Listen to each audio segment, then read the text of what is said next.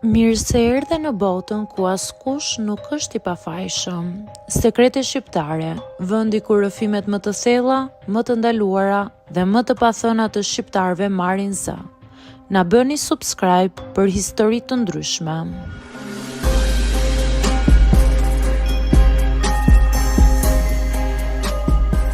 Jetova për 2 vite në makinë bashkë me qenin tim. Unë quhem Viola dhe për 2 vite me radhë jeta ime u tkur në një hapësirë sa një makinë e vjetër që ende ecte, edhe pse askush nuk do t'i jepte më shumë se disa muaj jetë. Nuk ishte zgjedhja ime e parë, as e dyta, ishte thjesht ajo që më mbeti. Një makinë gri, me sedilje të konsumuara, xhama të gërvishtur dhe një bagazh që u bë dollapi im, kuzhina ime dhe streha ime.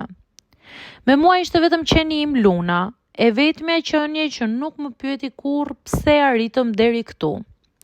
Në fillim i thosha vete se ishte e përkohshme, 1 javë, 1 muaj, derisa të rregulloheshin gjërat. Por ditët filluan të lidhen mes tyre dhe java u kthye në vit.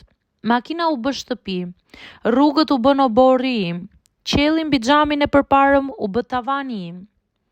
Mëngjeset i zgjoja gjithmonë para se qyteti të merrte frymë.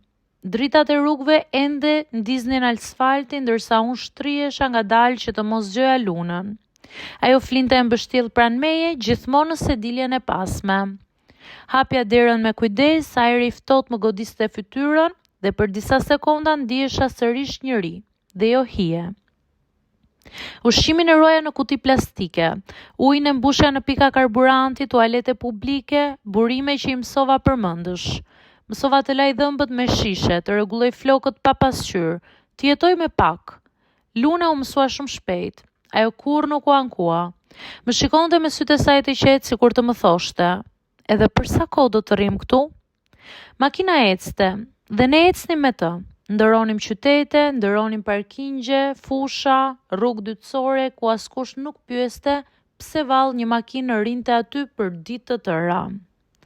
Çdo vend ishte me atë zhurmën e vet, erën e vet, rrezikun e vet. Disa net ishin të qeta, të tjera plot me frikë. Mbaja çelësa gjithmonë në dorë gati për t'u larguar. Kaluan muajt, trupi im u lodh, shpina më dhëmte nga sediljet. Dora ime majt u mbulua me shenja të vogla nga jeta në rrugë. Luna u plak, filloi të flej më shumë, dhe kjo më trëmbte më shumë se sa vet uria. Netët ishin koha e mendimeve, kur gjithçka heshte dhe vetëm makina nxirrte zhurma të vogla metalike, unë mendoja për jetën time të vjetër, për shtratin tim, për dritaren time, për njerëzit që ndoshta mendonin se isha zhdukur. Qaja pa zë që Luna të mos e ndjente. Por kishte edhe bukuri. Njëherë parkova pranë detit, era frynte nga dritarja dhe kripa mbulonte ajrin.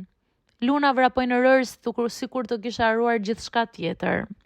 Në ato momente kuptova se nuk isha thyer ende. 2 vite kaluan kështu. 2 vite rrugë, pritje, mbijetesë. Derisa një ditë makina ndaloi përfundimisht, por unë nuk ndalova.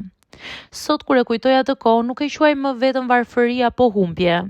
Ishte një shkollë e heshtur. Më mësoi sa pak i duhet njeriut për të jetuar dhe sa shumë për të mos u ndjer vetëm. Unë quhem Viola dhe për 2 vite jeta ime kishte 4 rrota, një qen dhe një shpresë që nuk u fik kurrë.